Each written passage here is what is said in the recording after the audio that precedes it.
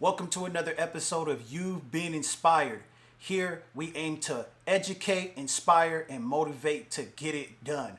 If you are new, feel free to like, subscribe, turn on post notifications, and don't be afraid to leave a comment because we love to interact with all of our viewers. Thank you for joining us. Let's get to this intro. I gotta work harder. I gotta work smarter. Cause I got these bills to pay, and I got these kids. Look, we're not gonna waste any time. We're gonna get right to it. You're gonna die one day. I'm gonna die one day. We're gonna die one day. They say the only thing that we won't escape is taxes and death. So the question I want to pose to everyone today is, what are you doing to make sure that you live after you die?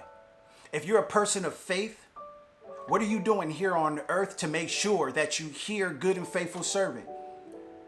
If you're a parent, what are you doing to make sure that you have something to leave behind for your children to advance them ahead of where you started from? See, a lot of times we live our days with self-gratification. We live all of our days trying to fulfill our desires, our hearts. You know, we want to have our best days, or better terms, live our best life, enjoy everything. And then in the end, we'll look back and was it all worth it? Even though you got to live and fulfill everything that you wanted to fulfill, was it all worth it? Will you even be remembered? Will the work of your hands be remembered, or will they benefit someone after you? You know, there's a Bible verse that really made me think about this. It says, a wise man leaves an inheritance for his children's children. And for me, I have a lot of children, so I'm going to have to leave a lot of inheritance. And inheritance isn't always material things. It can also be knowledge. It could be game plans. It could be roadmaps.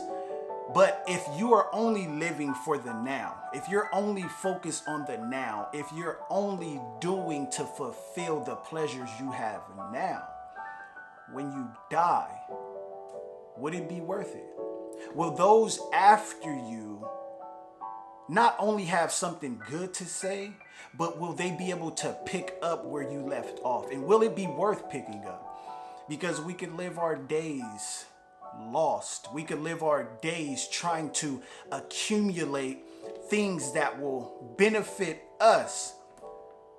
But sometimes we have to sit back and be like, look, one day this is going to be all over. One day I'm not going to be able to do what I used to do. One day I'm not going to be the person I used to be, but the work I put in now, the things that I do now could live much further than me.